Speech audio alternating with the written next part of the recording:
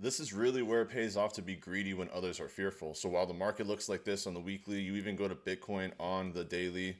We're testing these range lows. Everybody's freaking out. Everybody's selling out. When you flip this to 24-hour volume change, you'll notice that everything is up exponentially in inflowing volume in the last 24 hours. Bitcoin up 500%, Ethereum 500%, XRP 500%, Solana 400%. There is an insane amount of volume flowing into the market right now. So even though price is going down, that's going to be reactive.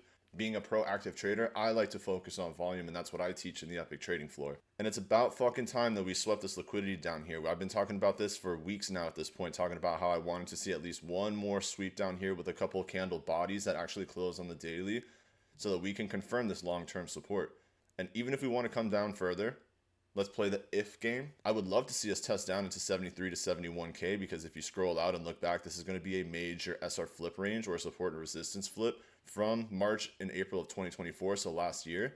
And if we can hold a support on which was once a major resistance, that's going to be extremely bullish long term, especially if this can hold the Fibonacci retracement level and hold in the EPIQ golden pocket.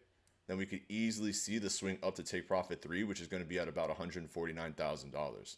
Even when you go into the trend signals on the EPIQ Trading Floor, you can see that most of these are going to be bullish at the moment. You're going to see a couple bearish, and I wouldn't be surprised if in the next few hours you're going to see even more bullish signals start to roll in.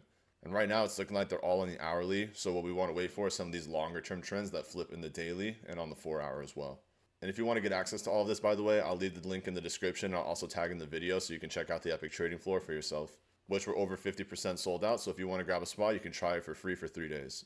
Overall, though, I'm extremely bullish on the market when it does this. I'm a long-term trader, so I like to see when the markets are red, because this is a great opportunity, if not the best opportunity, for people to accumulate and get the best moves. Because, for example, going from $14 to $22 is great, but going from $4 to $22 is exceptional. We're starting to see a good swing on the top 5 by market cap as well. A couple hours ago, XRP was down minus 15, Ethereum was minus 15, so we're starting to see them swing back to the top side, which is a good thing.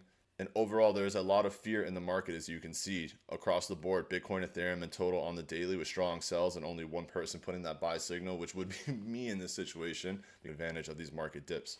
From a psychological perspective, you're either going to come from a lacking or an abundant mindset.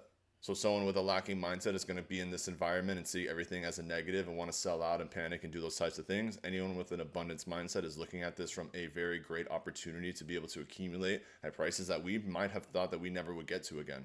But guess what? We're here. Even Ethereum is testing 2022 and 2023 bear market prices, which is absolutely insane. And mind you, none of this is financial advice. I'm just speaking from my own personal experience.